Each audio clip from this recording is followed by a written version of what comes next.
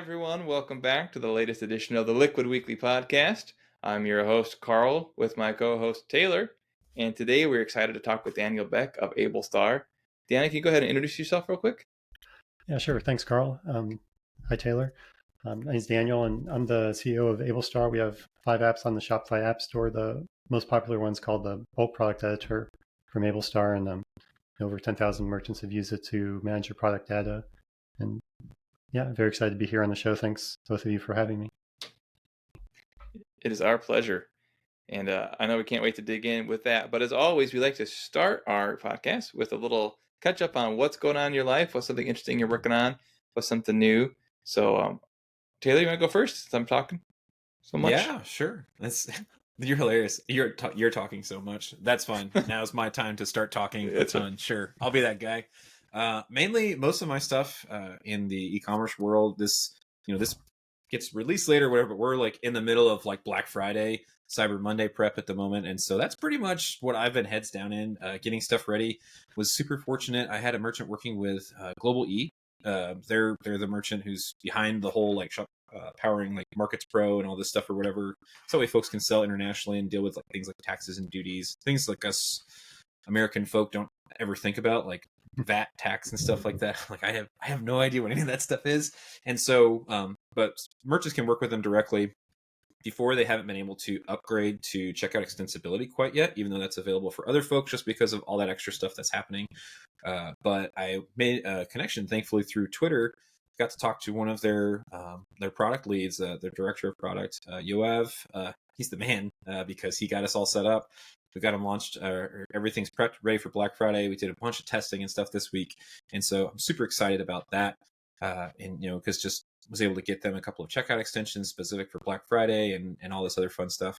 The other thing, maybe a annoying thing that I worked with this past week too, was dealing with forms on Shopify. So if you want some like more customized forms and stuff like that, something outside of like dealing with sign up for our newsletter, basic info or whatever that we're already dealing with our email marketing platform provider. In this instance, they wanted to have like an employee form, like people fill out job applications and stuff like that. So we needed something simple, takes in a CV or resume and cover letter and stuff like this and whatever.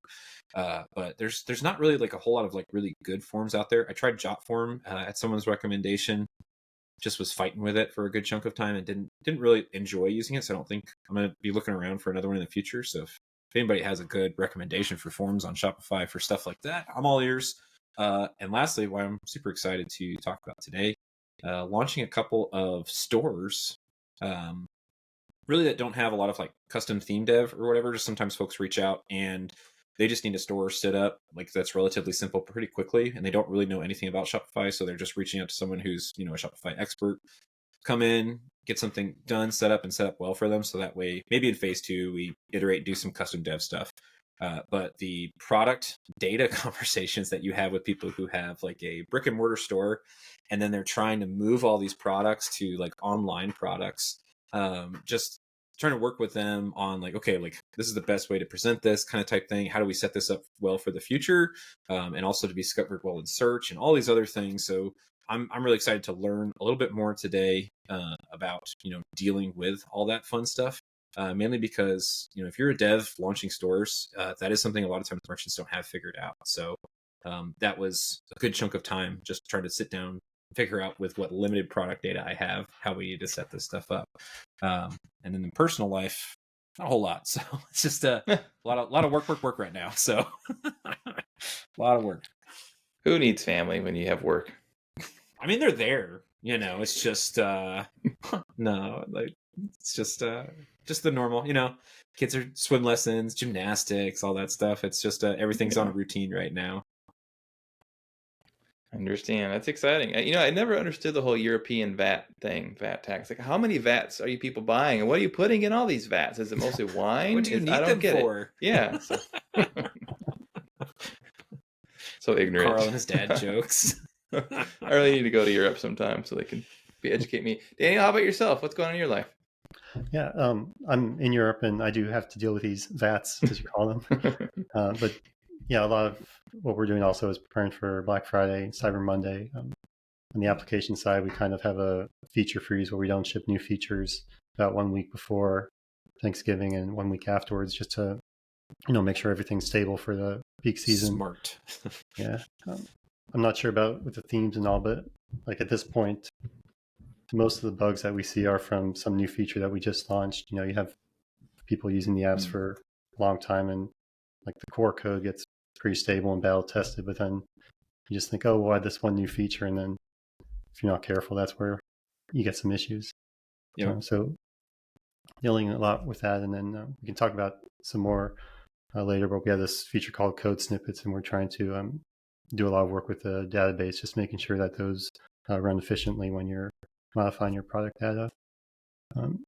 Yeah, on the family side, kind of the same thing as Taylor. We're in the routine. We have swim class for the boys too, which is wonderful. And let's see, we have Thanksgiving coming up, which celebrating here is a little bit different than in the States.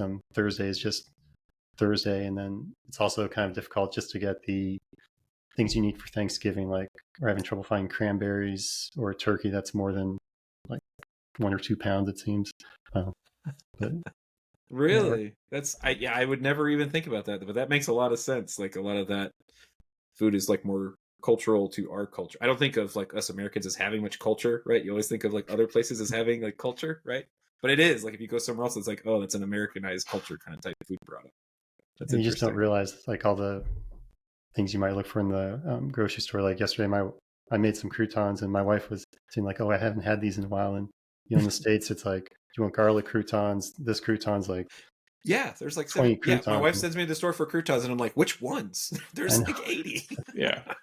Here, like, there might be some stores that have them, but we haven't found them. Oh, interesting. I always assume croutons were European. I was going to ask how long you've been abroad. Crouton, I think it's a French word maybe, but at least here. Yeah, What was that, Taylor? And how long have you been over in Spain? Is this your first Thanksgiving in Spain? Whoa. Hold on, Taylor. This is the origin story. We're going to get into that here in just a second. Sorry. All right. My bad. Wow. Thanks for the update, Daniel. I'll share real quick, and then we'll get into the origin story, because I know Taylor's dying to get into it. Just ready.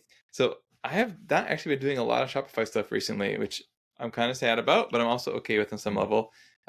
Well, I expected to be quite busy given the Black Friday, Cyber Monday stuff, but it hasn't hit my desk, which, again, okay with. So in my free time, I'm doing a few things. One is in my other life, I'm an engineering manager, and I've been dealing with a team that's trying to figure out how to handle having strategic initiatives and also all these requests from other teams to get stuff done, because they're the DevOps team and everything is blocked and everything needs to get out the door before Christmas. So I've been trying to explore some interesting ways of orchestrating that work, which probably is of no interest to anyone here because it's not Shopify related, but it's been fun to try to think through that and create out some systems and processes that really help unblock everyone and move things forward. The other thing I'm really interested in doing is, I'm sure you guys have been seeing all the AI hotness, which has been going on for it's been almost a year since GPT was announced, I feel like.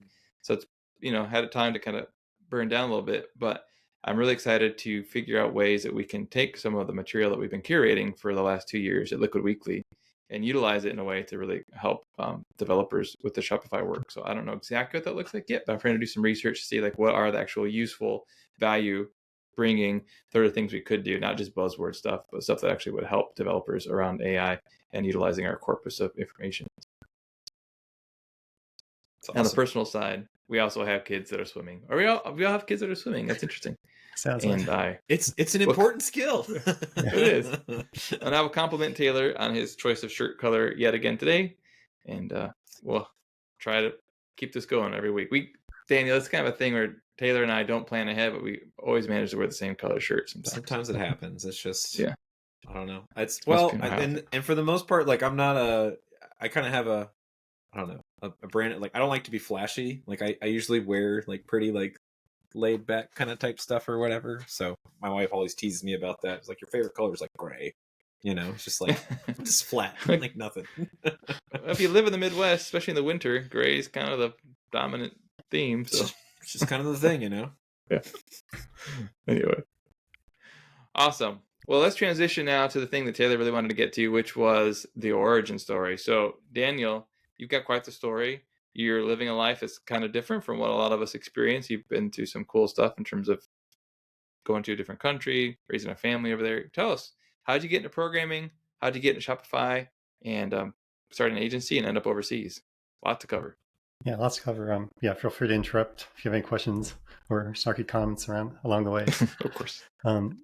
Yeah, so actually, as a child, I grew up in Europe. My father works for a nonprofit, and we lived in France, Belgium, Germany, and also in Morocco for a little bit. So, really, from I guess late '80s, we were moving around a lot in Europe. And my dad, for his work, he had a computer very early on. It was like no hard drive, big floppy disks, not the smaller ones, type computer. So we always had a computer in the home and just, kind of using that for fun and then to learn as well.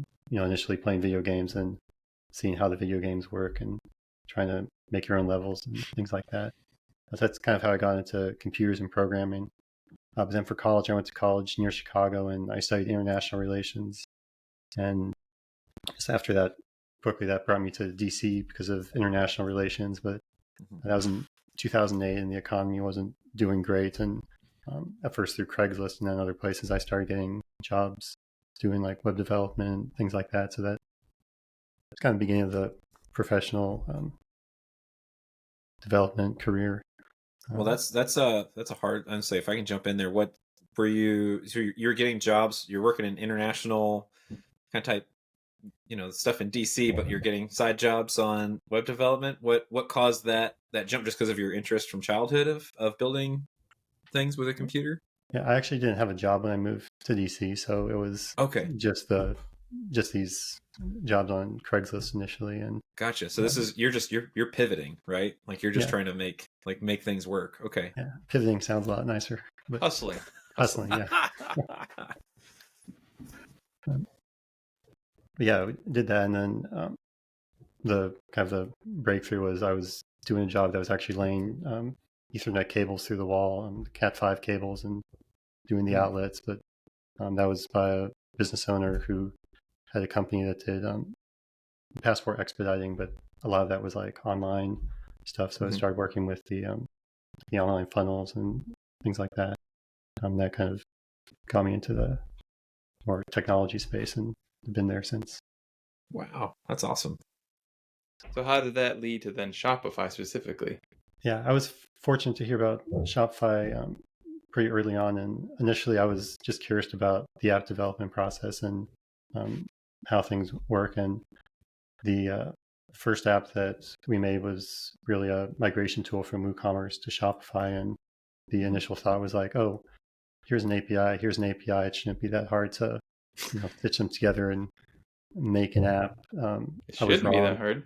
Yeah. The problem is WordPress is so customizable that you can get it working for your base WordPress install, but then day one someone has a plugin that does this or some custom code that does this, and suddenly nothing's coming over as expected. Yeah, that was kind of the introduction into Shopify, and then since then been growing it out. We have 5 apps now, but the one we spend the most focus on is this bulk product editor.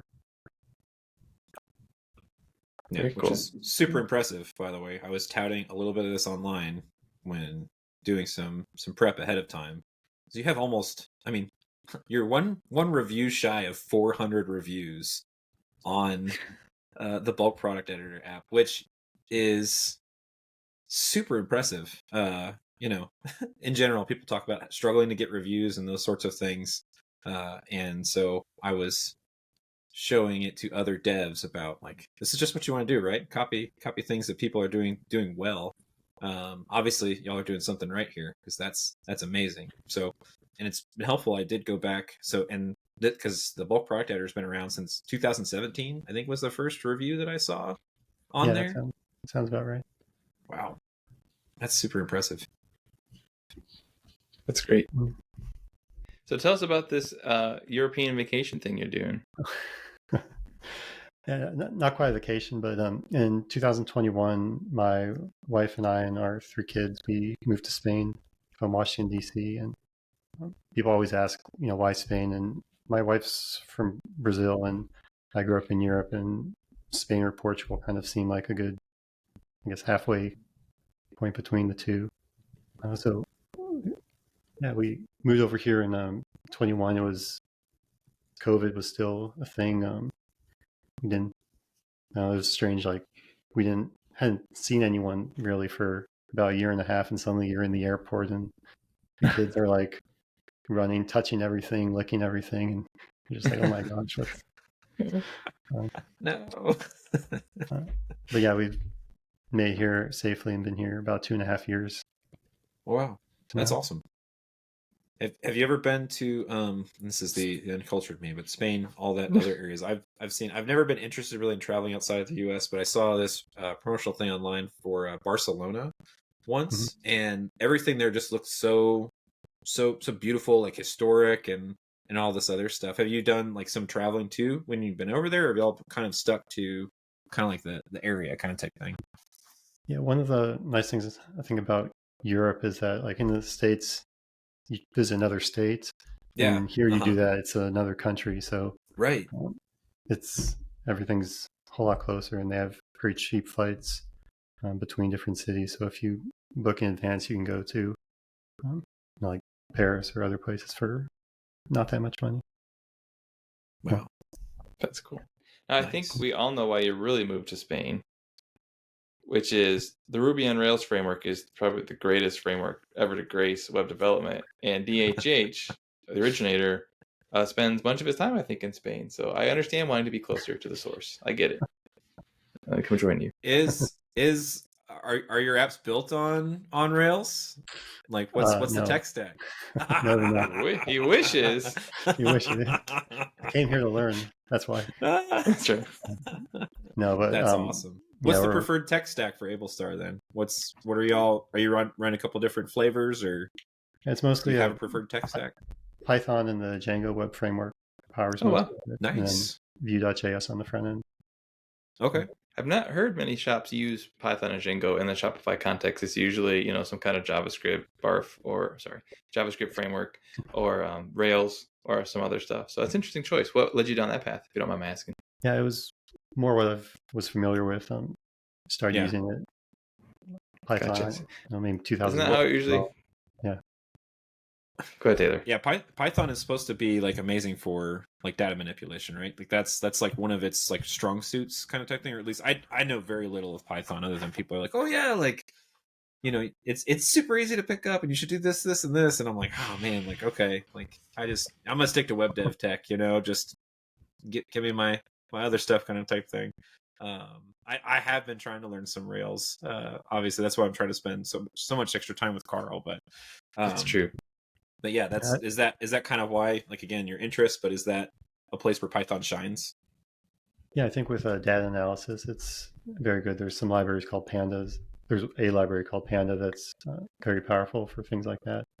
I also think several years ago, Shopify wasn't as maybe insistent, or there weren't as many resources for their preferred framework, whether it's Next.js or now Remix. Whereas now it's like you install the CLI and here's everything for you. And I think that funnels a lot more people into using the framework of the day. Yeah. Don't worry, just give it another year and then maybe it'll be Python. So we'll see. I feel like Python is I've had this Raspberry Pi just sitting around for so long, and that's isn't Python like don't people run a lot of Python on little Raspberry Pis and stuff? That's been my desire to get into that and do something with it. I always like the idea of these embedded programming thing. I just never knew what to actually do with it. Yeah, ditto. Yeah, I'm like, what do I do with this? I've had one sitting for like a year and a half, maybe 2 years now. It's just sitting there. I need to set it up for my kids or something.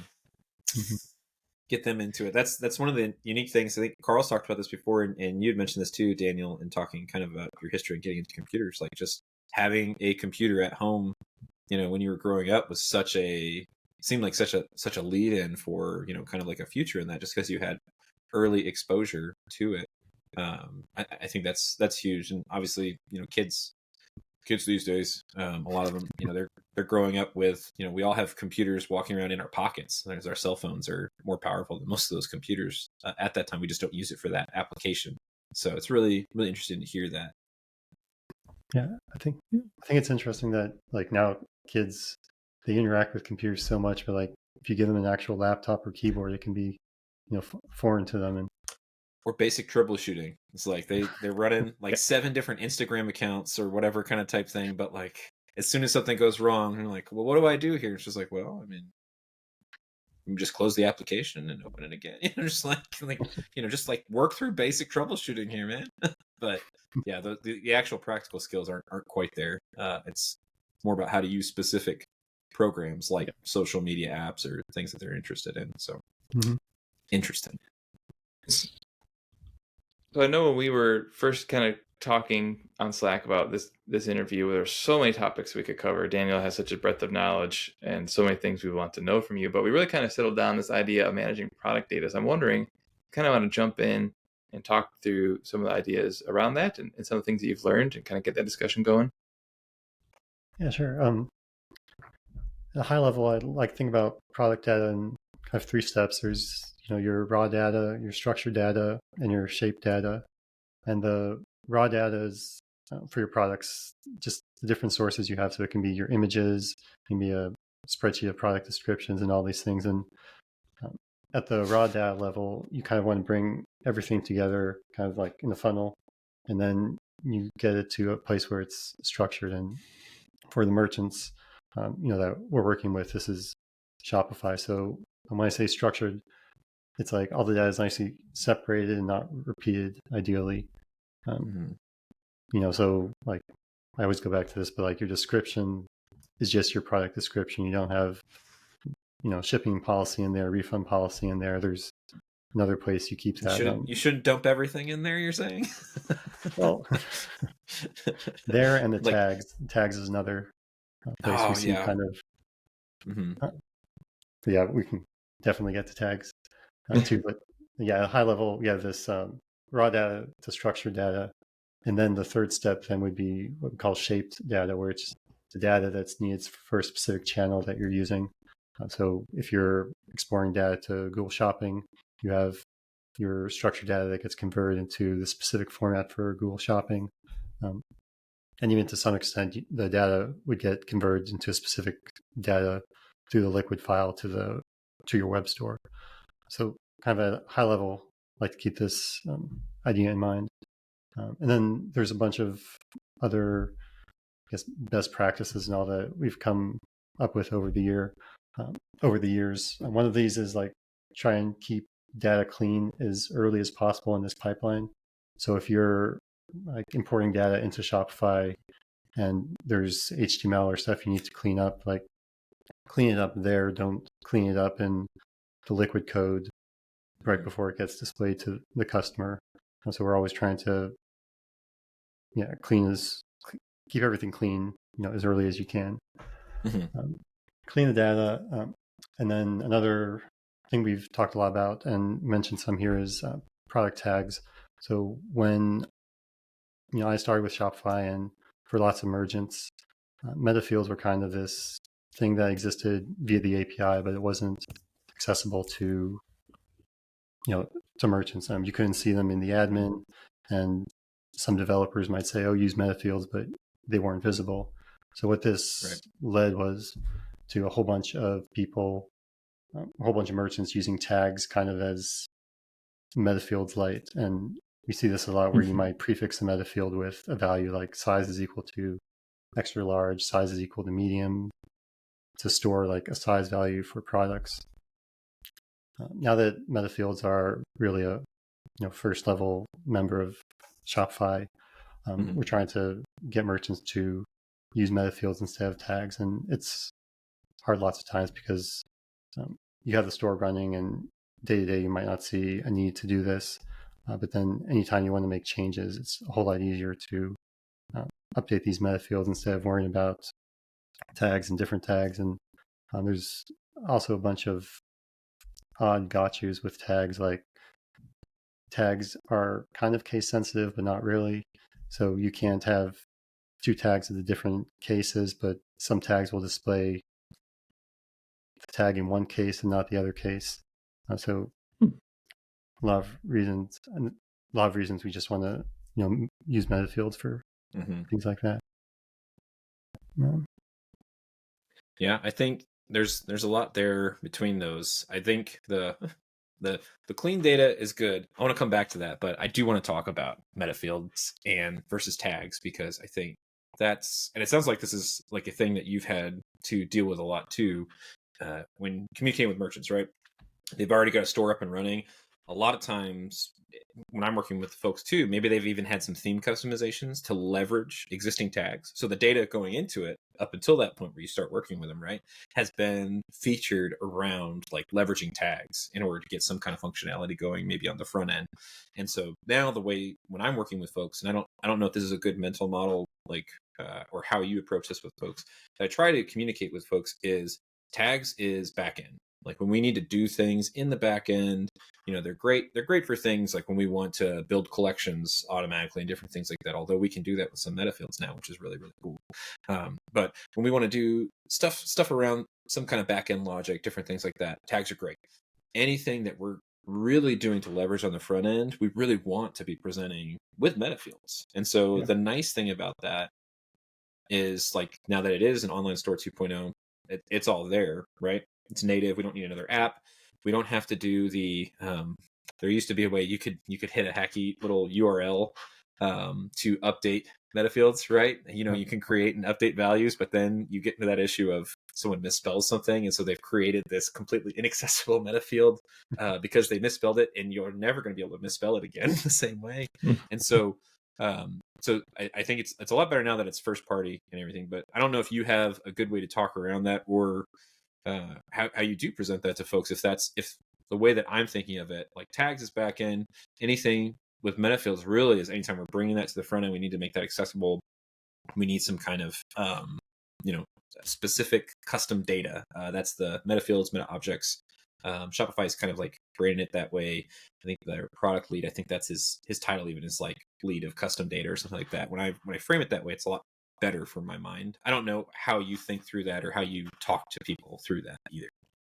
Yeah, I think that's a good way to frame it. And one of the issues, like you mentioned, that is, there's so many different apps and all interacting with the data on the stores. Some still require tags, some require Metafields, and it gets hard to keep them both in sync. And that's something we deal with a lot.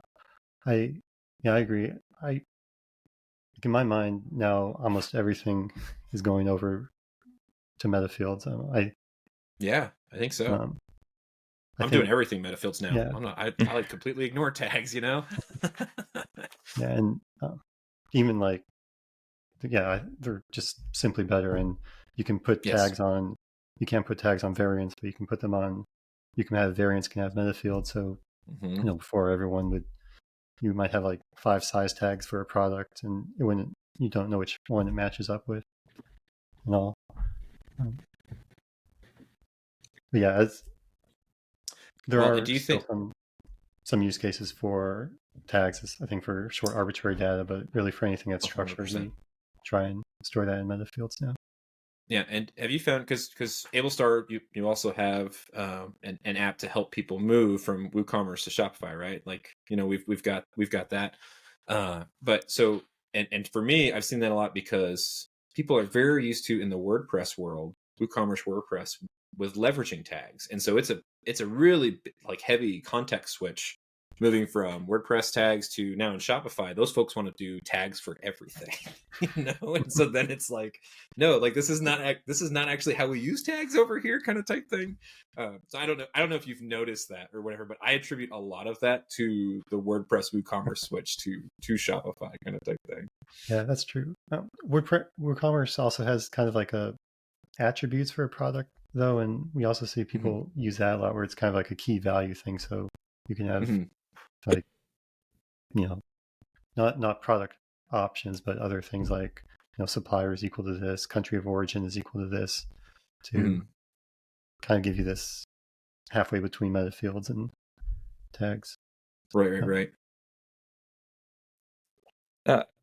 Have you guys come across anything in the literature, as we discussed, meta tags versus meta fields versus tags, about performance? Like, are there certain contexts where, from a performance standpoint, you'd be better off going with one or the other? Yeah. I can't speak to the front end stuff in Liquid. I think it's probably pretty fast to query the meta fields as well. I don't know if Taylor, you have any experience. Now, as far as there's been a reference. I mean, so tags I know is just like it's been a data attribute that's been around for a long time, so I know it's just long time supported. I know in the most recent editions they talked about increasing the performance of metafields just because they were leveraging it more. So I think there's a focus on that, but as far as how they're used or what have you, I don't know about the performance difference. No, not necessarily. Okay. Like from the data structure or database structure, the metafields are probably in a different table. So there's probably going to be an additional lookup there, but I don't think the performance increase would be that much, especially once you bring in caching and other things. Yeah.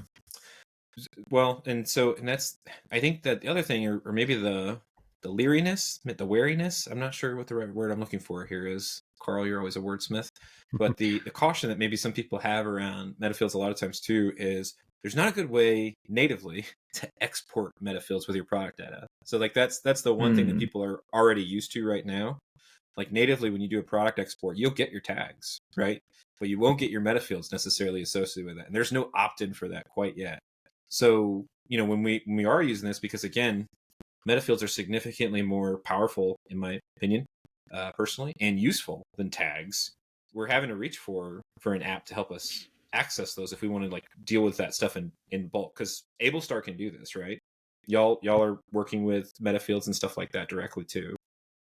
Yeah, as soon as you update a metafield on your store, our app will be aware of that, and then you can do an export, and we have the data in our database, so it's very quick to just dump the matching rows and see the different metafields. Yeah, which to me that's a huge selling point, because like you said, I mean they're moving everything over to metafields and meta objects, and now we're storing meta objects within metafield values on products and collections and stuff like that or whatever. Like I've done that with a handful of things already since our episode with Trudy. Like I was doing a whole bunch of stuff with meta objects, building out little like featured reviews within collections views, and so instead of having like 8 different metafields, now we have a meta object and I have one meta field to assign in that. But it's a real big pain if people are trying to edit that stuff in bulk. They're having to do everything within the admin.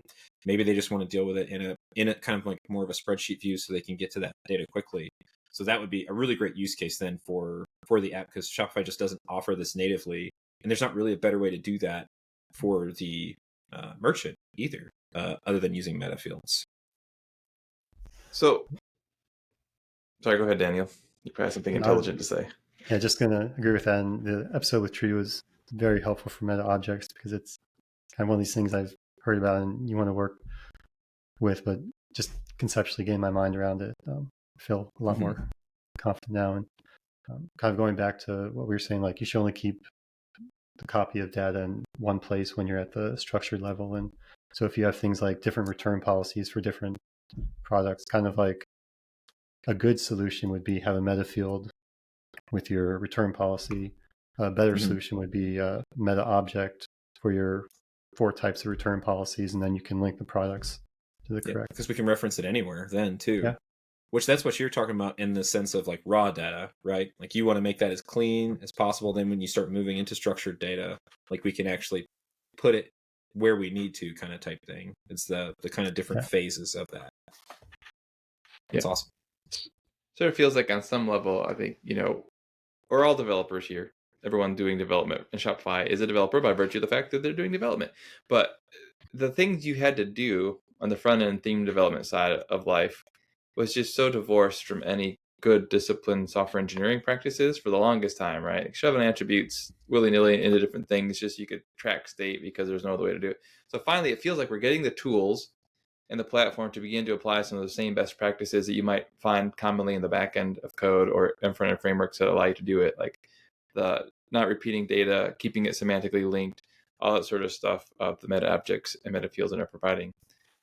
So I think that's really cool. But what I was originally going to go back to was just to confess my ignorance. I have not worked a lot with these ideas yet. And so, Daniel, I'm curious if you could help someone like myself. Maybe there's a developer out there who's like, I've not gotten into these a lot, but what does your app do that could help people? What are some of the common use cases you're solving, both for developers like ourselves and even for merchants? And how can that be useful to us in the here and now? Okay, sure. Thanks, Karl. There's kind of two sides to the app. The first side is what we call bulk editing. So you can either with a spreadsheet or configuring it in the app, modify metafields or titles, prices, and all that with a couple clicks. And since we keep a copy of your whole product catalog in our database, it's fast to search for the products you want, and you can do searches like find products that don't have any images or that were created, within this time frame. And then we can also undo those edits if you make a mistake. So even if you upload a spreadsheet with like new prices, if you upload that and then realize that, oh no, the data is wrong, you can just click undo and that gets reverted right away. So this is backups for product data too. So if somebody comes in and deletes a whole bunch of stuff from your Shopify admin, but I've got it in Ablestar's bulk product editor, like I can get all that stuff back. To some degree, if you delete a product, for a while we do keep some of the information, but the product images are gone because those are hosted on Shopify. And they're specific. If you make edits through the app, those are saved within our database, but we don't have a log of every single value Gotcha. that like the description has been, except for prices and inventory, which we do keep a record for that. But that's kind of one half of the app is just this bulk edit. So, if you want to run a sale or update your data, make sure that everything's correct, you can do that. What we've been working on more recently are automations to kind of make this process simpler. So this is things like you can pull in data from a Dropbox URL to update your stock levels, those types of like inventory sync. I think Shopify refers to it. Mm-hmm. Another part with the automations that I'm excited about is what we're calling them code snippets, and it lets you write some custom liquid code to set different product fields based on other fields within that data. So if you have a product that has boys in the title, you can say set the Google Shopping meta field for gender to male, set the age group to to child, I think it would be, and do all those things. And you can run those either on a one-off basis against products, or you can set it up so anytime a product is created and or updated, that logic would be applied to the product. And you're supporting Metafields with that too? Yeah. That's amazing. Like lots of times, customers will already have an integration to bring in products to their store from a supplier, but there's a whole product life cycle they have to go through. So it comes in draft, and then they'll tag it with needs review, and then either using our app or manually they'll go through those products. Once it's ready and they've updated the fields, they'll publish it.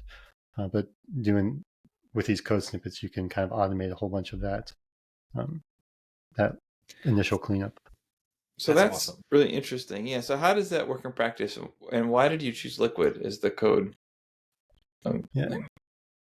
It like Python or JavaScript would probably have been my first guess personally. I think Liquid is something that more merchants are familiar with, and there are people and I understand it because not everyone's a coding person, but even Liquid is kind of a barrier. Like I don't want to have to write code. I just want to be able to click and do what I want. But Liquid seemed like kind of a middle ground that was accessible enough, but still more powerful than being able to click. Yeah, well, and a lot of us devs who are already working in themes, like I'm using Liquid all the time, and I'm doing that already. Just now I'm not having to mess with doing that in a product template. We can do that directly when we're already working on cleaning up or manipulating the data on that. And that's awesome. So how does it work on a technical level? So you have an interface where they can paste a snippet of Liquid code that they've written, and then that is triggered when certain events happen, like a product is updated, those sorts of things? Is that? Yeah, within the interface of the app, we have a view where you can write Liquid code. So it could be if if product.title contains boys, assign product.title is equal to, Right. it would be product.metafields.googleshopping.gender.value, not values, value is equal to, whichever value you want. Oh, this is cool. I'm going to pull up, can I pull up the, for those of us at least that are on here, I can share, this is on your product listing, right? We've got edit products with custom code snippets. We've got an example here. Let me show this off here at least for... So what I'm really curious about too, Daniel, is how you do this on the back end. Like, are you running all this on the server and interpreting Liquid? Yeah.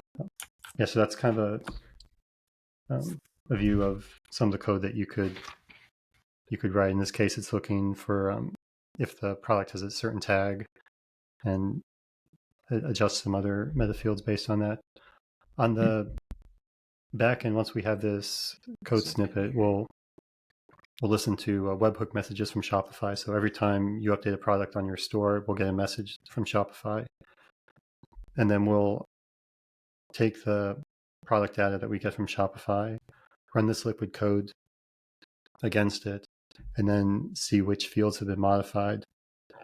We'll take those modified fields and we'll then call the Shopify API and update them.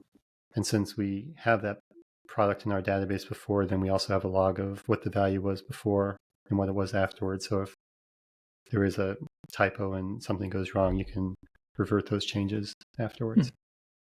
That's And awesome. do you support all the standard Liquid objects that Shopify provides, like product and variant and all that kind of stuff? Right now, we support product and variant and the metafields associated with those.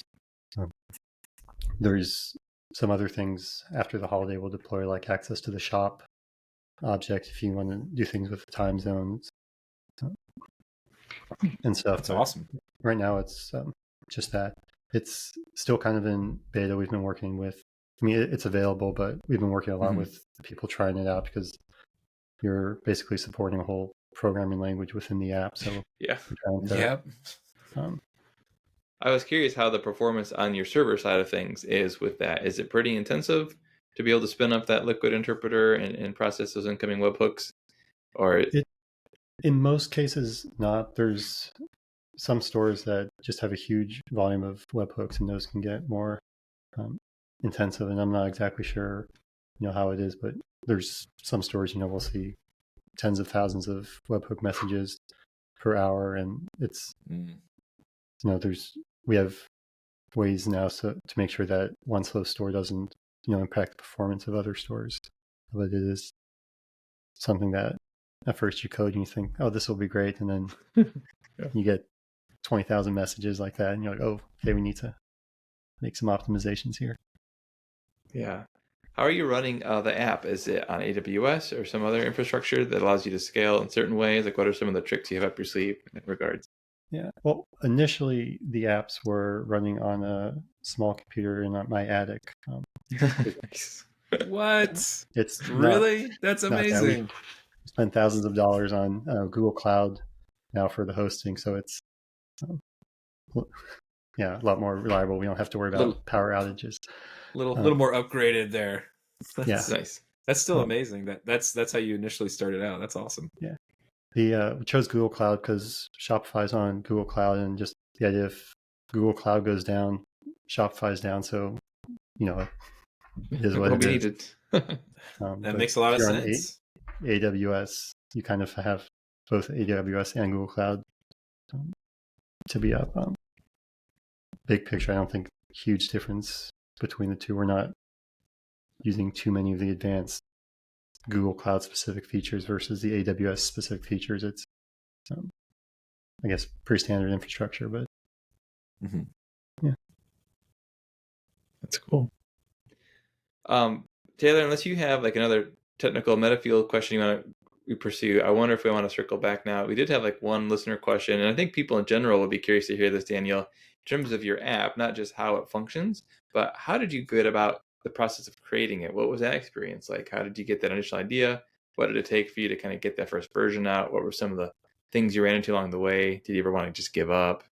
Because here you are, famous app developer now, talking to Taylor and I. So you must have made it. What was that like? Yeah, I think initially it was just kind of a experience on the side. I've always liked programming things and just trying to connect different APIs to see how it works. In this case, between WooCommerce and Shopify, there's like regarding the question of like giving up and maybe wanting to just start over again. I think there is always this appeal of like a green field where you can just write your first line of code, start a new project without having to worry about any of the legacy stuff you've built up over the years. And that's kind of my inclination, is to do that. But as much as possible, I should say, like, no, you have to keep working with what you have, and like at the end of the day, it's you get more business value out of your current code base that has years of wisdom in some senses, like in there. And also going back to what we were saying with the bugs, like in Black Friday, Cyber Monday preparation, after you have this code running a while, it's not always the prettiest, but that it runs and it's been thoroughly tested and it has this reliability. It really does come down to perspective. I remember one summer in college, I had to spend the summer living in a fraternity house that we rented. I'm not part of a fraternity. It's just what the situation I was in, right? And when they were handing over the keys to us, one of the frat brothers was there, and he took us in the kitchen. He's like, "Okay, look, here's the griddle. Do not clean the griddle. It's got 20 years of baked-in spices and seasonings on it. Like, do not clean that thing, right?" So I think it's really your perspective, because when you look at your old code bases, you could see it as a frat brother does, which is like, this is all these baked-in bug fixes and knowledge and things that make this app special. Or you could see it like I did, which that's repulsive. Like, you don't need to clean and start over again. So I totally get your feelings there. Well, yeah, I remember I have questions I say about following up with. So the first app for Ablestar was the WooCommerce importer. Yeah, that's correct. How did you settle on, like, what was did you just see a pain point here that you were like, we're going to do an import? Because back in the day, Shopify had their own little store importer. It was not very good, but that's why they're relying on all these other apps now to do this, right? Like, because they're finding, like, people like you are building stuff that's more stable and consistent here. So what made you think, like, oh, this is the first app that I'm going to build?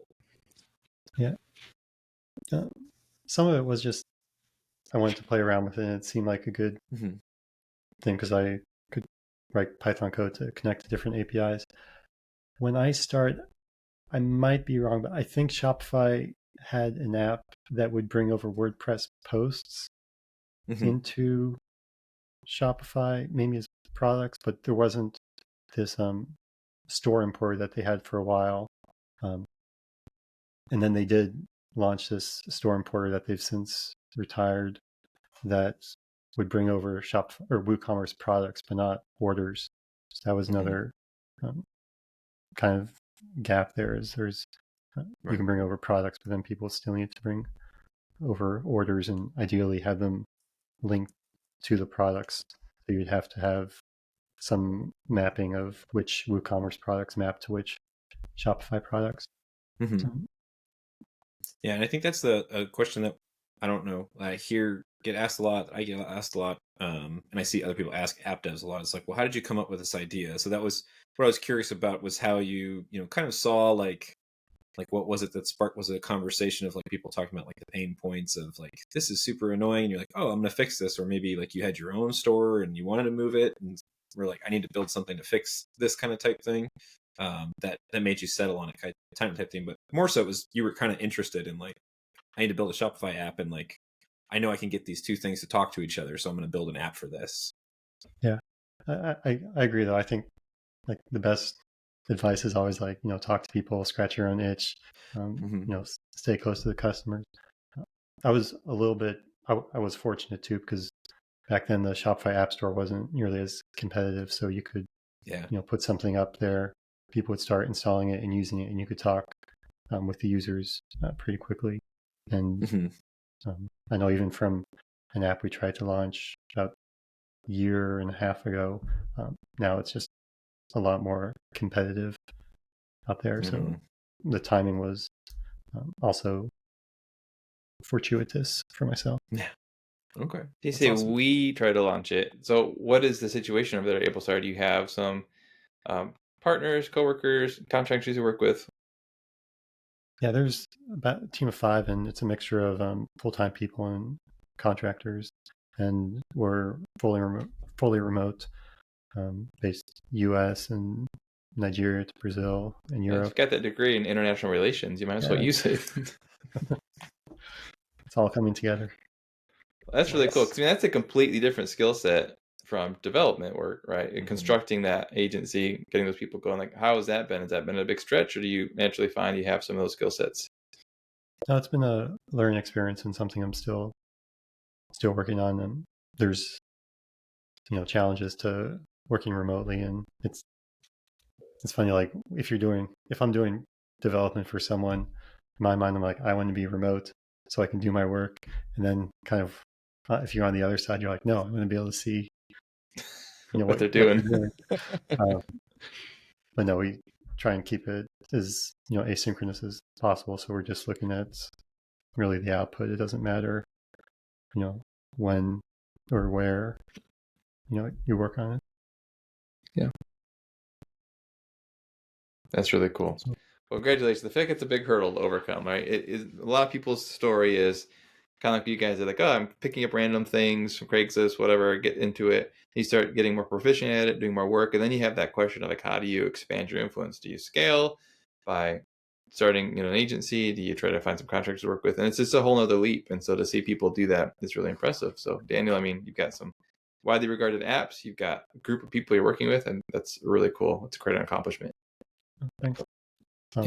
Yeah. Still lots of challenges. Still learning a lot, every day. Because, like I said, there's still this like thing like, oh, let's just write a new app, and there's That's right. kind of like the endorphin rush from doing that, and you kind of have to keep the griddle. Embrace the griddle. Yes. Embrace the griddle. All right. Do you want to transition to our in the community section now, Taylor?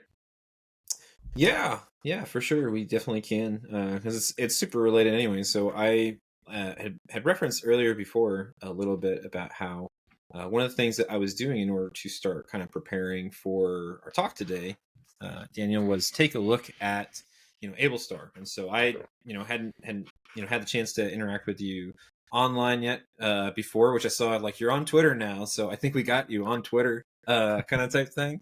So but one of the things that I was super impressed with, and I alluded to this earlier, I'm gonna go ahead and share my screen here a little bit,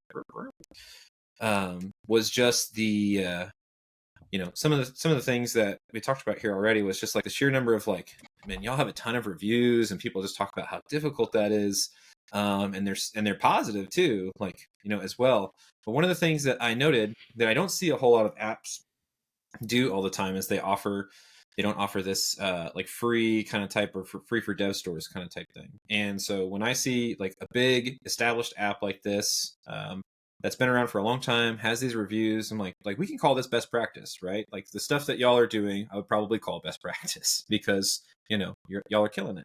And so one of the things that I put out there, not to toot my own horn here, was I asked other app devs, like, why aren't you doing this? And I even posted a screenshot using y'all's pricing table here. And so I got a lot of feedback from this. And so, like I said, it's in the community section here, like I said, but I'm promoting my own post here. But it got a lot of really good feedback from devs about it, and even some folks from Shopify. Liam Griffin said that he would put some of these ideas ahead. But one of the things that people talked about was the difficulty dealing with merchants who see like, oh, there's a free plan available. Why can't I get access to this free plan? Having to explain that it's for developers, and so that way they can test things out. That was the biggest thing that people had a gripe with. And so Shopify, some of the folks or whatever, they said at least people on the team are looking at it. So hopefully maybe by the time this episode comes out, we have a little bit more information about that.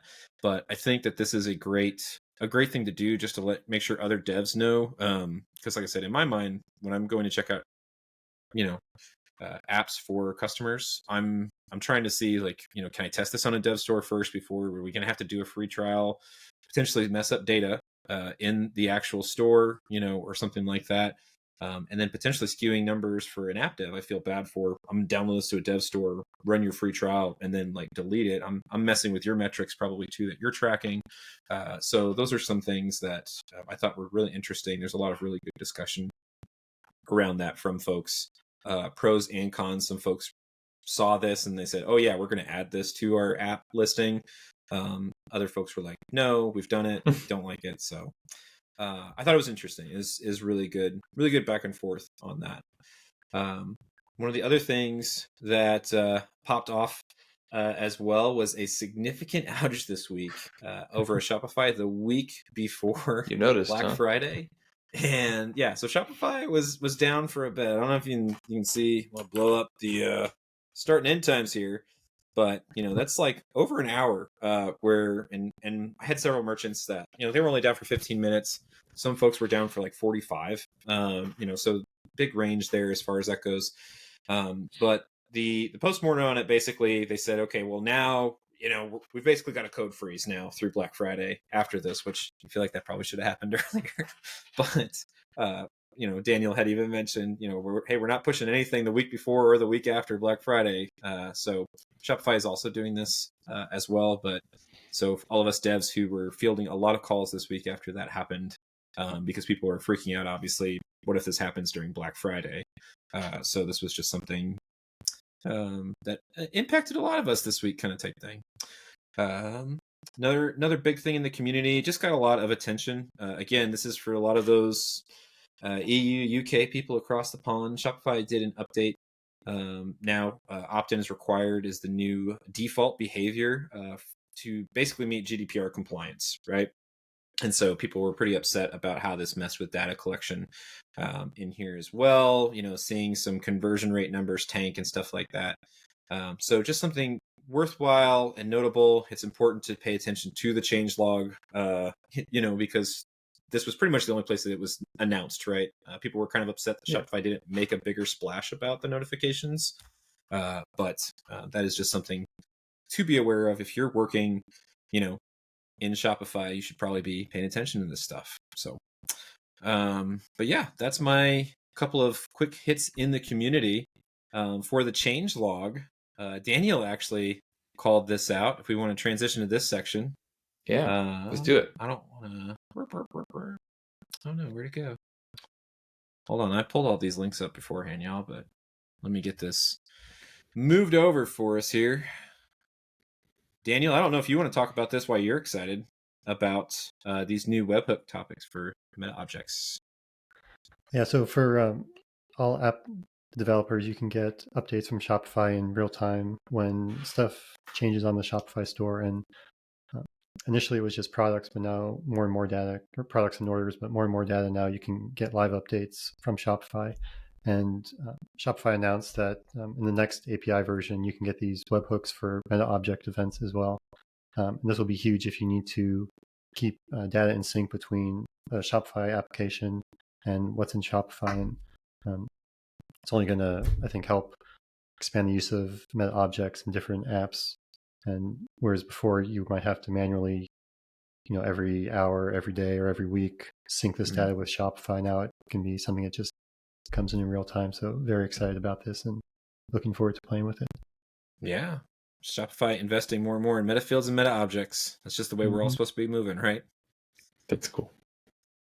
Yeah, it is cool, Karl. You come here for the intelligent commentary. Some other quick updates. UI extensions. So check out UI extensions. I know, Karl, you were playing around with some that were in the pre-checkout. I don't know if you've been messing around with that lately or not, but thank you and order status pages have launched as well.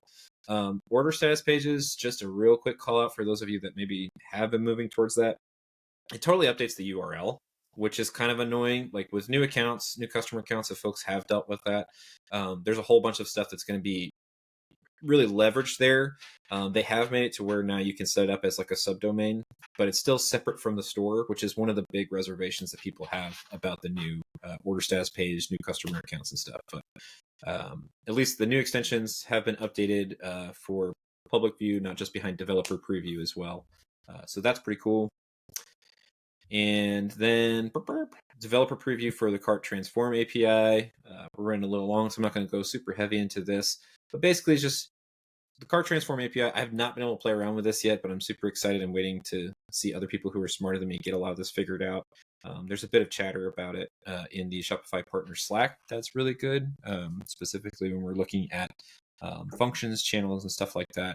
There's been a lot of good communication there about some of the different things that you can do as well.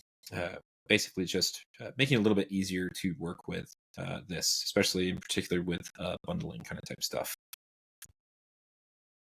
And then new fields on the country liquid object. So Shopify kind of like pushing further and further into just more like international type markets and stuff. This is really handy just because I even was working with someone just this past week who was messaging me asking about like, well, hey, how do we like access stuff specific to markets or whatever when we're trying to mess around with this stuff via liquid. And so there's a lot of really specific things that you have to do when you're considering all that. But biggest thing that I've found is the localization object. I think off the top of my head now I'm like, shoot, that's the right one, right? When you're dealing with that stuff, when you're having to deal with country, locale specific and markets, that's one of the easiest ways to access it. But in the future, I think it'll be good to see a little bit more of this. I've definitely played around a little bit more with this with some of the merchants I've been working with. So nice to see that this is expanding a bit. And then last but not least, and there's obviously tons of other stuff, new version of Hydrogen's been released, a handful of breaking changes, again, built on Remix and updating to Remix 2. So just for those of you that are playing around with the headless environment and those sorts of things, just be on the lookout here for some updates if you're trying to use the newest and funnest stuff. But that's my real quick rundown there without going too heavy into this kind of type thing. I don't want to run too long here. Oh, that's great, Taylor. I appreciate you pulling that together. And Daniel, he contributed. I don't know what you were doing. You were slacking in the changelog updates there, bud. Is that me? I'm talking to you, yeah. Daniel's contributed like 2. Oh, actually, what was the other one? Oh, the other one wasn't Shopify specific. Daniel, did you want to mention that? Not Shopify specific, but in Excel by default, it converts long numbers into scientific notation. So if you have product IDs, or variant IDs, it's just a pain because you edit one thing, you save it without doing the right incantations, and suddenly you lose all your product IDs because they're in scientific notation. They just a week or 2 ago added an option where you can disable this automatic conversion. And I've noticed in Excel now, if I open up these files, it asks me, do you want to automatically convert to scientific notation or not? So just no, don't do it. That's awesome. Dealing with these product spreadsheets with variant IDs or product IDs, it's comes up so often. I'm really happy that this is now a thing. Nice. Yeah. Especially if you're moving around a lot of data back and forth between systems, like you're going to have to you're using Excel, you're using Google Sheets or something at some point or another kind of type thing, right? And then obviously to, something like Ablestar when you really get heavy into having to go back and forth there. Awesome. All right, should we do pick of the week? So I have 2 this week. The first one is 2. That's against the rules, Karl. I know. What's my podcast? My rules. A desk treadmill, right? So this is my really precarious leaning tower of laptop setup right now. I need to get an actual desk that works for this, but I have been doing so many more meetings in that other role I have as the engineering manager. It was just killing me. It's much less exercise. So I found that having a desk treadmill has been super helpful for me just to be able to walk. And my coworkers, they're all okay with it. I check with that first. And this particular one I picked up on Craigslist for super cheap compared to what it goes retail. So it's really quiet. So it's not annoying at all. It's just nice because you do get the exercise, but more than that, I think it helps me focus. It really helps me have a better attitude about being in 4 or 5 hours of meetings a day or whatever it might be. So nice. That's number 1. The next one is I need your guys' help because I am a cheese ball connoisseur. You may or may not know that. And I think that this is the best cheese ball I found so far, the Kroger brand in the bag cheese balls. I didn't mean to do that. Sorry, internet. They also sell the tub here. Oh, These are different. They're different. And so the trouble is, I'm trying to find the world's best cheese ball. And so I've tried Utz brand, I've tried the Kroger brand in the bin here, but it's the bag that I think is the best. So if you're out there, internet, and you have a recommendation, I would love to hear what that might be. Let's find the best cheese ball. You crack me up, man. You and your cheese balls. I ate a whole bag yesterday for lunch. It's bad. Again? It's bad. I know. I didn't mean to. Carl texted me like 2 weeks ago and was like, "Oh man, I just ate a whole bag of cheese balls." And then the next day he texted me and said, "I'm so mad at yesterday, Carl, for eating all the cheese balls." Yeah. What's wrong with you? You got the treadmill though, right? So you're good. Yeah, well, there you go. So I've reached homostasis, but still, it's not good. All right. How about you, Daniel? Do you want, since you're the guest, you can go next. Oh yeah. I don't know if you can pull this up, Taylor, but I've got it pulled up. .com.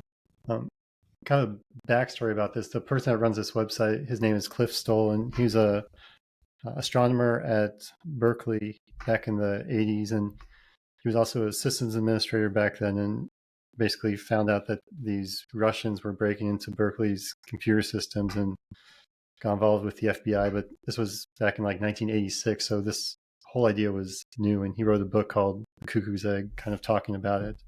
It's a good book. Have you read it? I have. It's good. Okay. So anyway, I found out recently he also sells these glass bottles online, and there's mathematical properties to these I do not understand, but I think mathematically the volume of the bottle is 0 because it kind of like folds in on itself. But they're pretty cool, and I had just ordered one.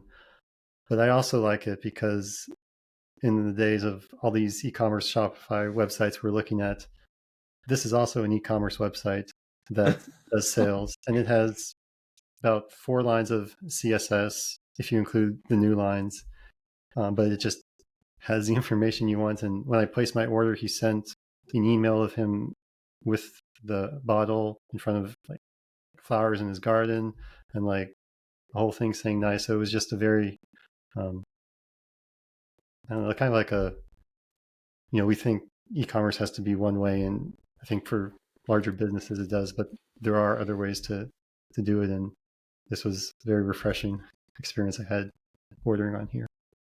That's cool. Yeah. Just, it doesn't need to be this like big convoluted branding kind of type thing. Like you could just have a really cool product idea and just throw it up here with some super basic HTML kind of type stuff and just sell stuff. Yeah.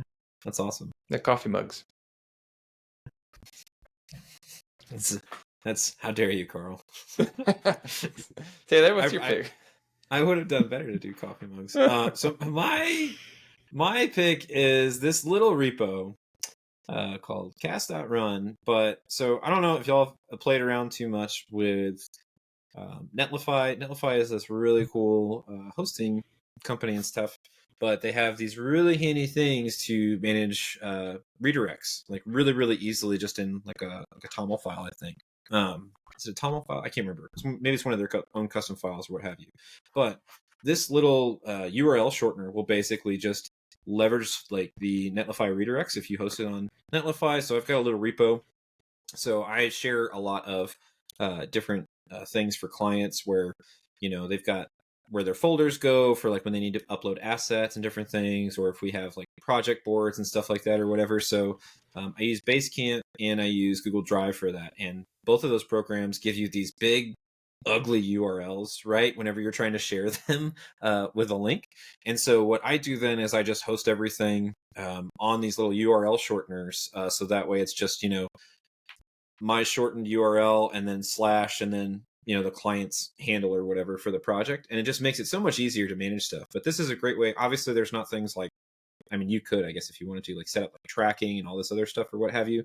But for a simple URL shortener that I can run just like, in my own terminal or whatever to create some quick links to make life a little bit easier for clients and not muddy up emails with these ugly URLs. It's really handy. So big fan. That's cool. Yeah, I actually use Netlify to host the Liquid Weekly site. So big fan. Nice. We use it too for awesome. Ablestar.com. So. Oh, Nice. We're all the same. So it's Netlify. So I guess I had to as well, Karl. I'm sorry. Yeah. Netlify Hey, slash if the you little sponsor. URL. Yeah. Get it, Netlify. Cool. Well, Daniel, it has been so nice to talk to you and get to hear more about your story and about your product and app and what you're doing over there. And if people want to get in touch with you, Taylor, you'll put some information, I'm sure, in the show notes. You do a wonderful job with the show notes. And yeah, appreciate your time today. Thanks for talking with us. Yeah, thanks so much for having me. I really enjoyed it. Yeah. Awesome. Thanks, man. Thanks. Taylor, you were cool too. Thanks for coming. Thanks, Karl.